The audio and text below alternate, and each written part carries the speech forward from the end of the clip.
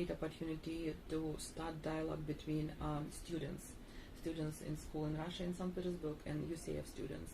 And as I mentioned before, it is accompanied with exchange, but during a year, my students divided the group into two groups, two at UCF and two in Russia.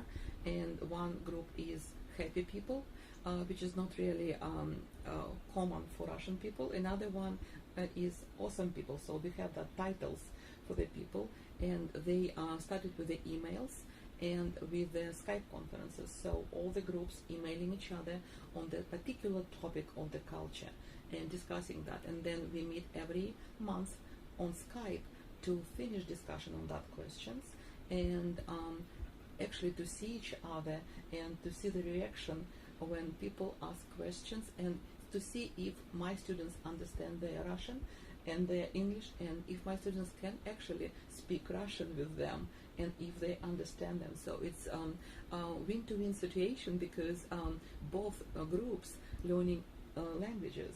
Russian students learn English, and my students learn Russian that way, because they are preparing, they are emailing the students, they are researching the questions what Russian students ask. So this is the whole year we are doing that dialogue, and right now we are in a very good situation, because we are preparing special sound cultural video game for them. So it will be very good to cover all the culture and interesting places in America. So hopefully we will do the same for Russia, but for right now we are working only cover the America and especially Florida. Do you feel there's a strong multicultural atmosphere both here at UCF and in the region in general now? Has it changed over the years?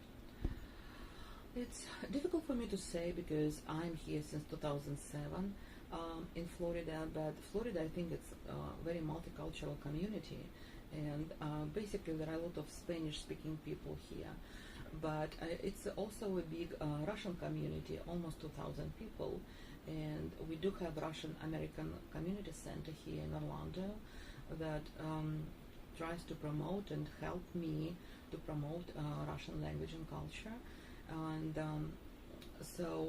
but I feel like the students, doesn't matter are they from like Hispanic background or any other background. If they want to learn another language which is completely different from their own, they are more than welcome in my class. And I do have a lot of students from different backgrounds, and a lot of them took Spanish in the high school, but it's very appealing for them to take Russian and to speak some Russian with their friends, which is really cool, I think. From both a lifestyle and an economic perspective, what would you tell students and businesses in Russia about Florida?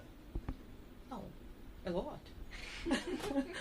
Actually, when we are there, we are preparing right now a very good sound video game, cultural sound video game for the students in St. Petersburg, which talks about, the game talks a lot about America, but also about Florida.